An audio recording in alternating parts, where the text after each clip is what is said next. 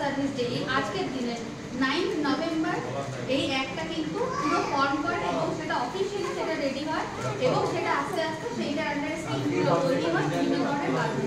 এই দেখুন আপনারা এটা দেখতে পাবেন এখানে বিভিন্ন ধরনের স্কিম আমাদের দেওয়া আছে।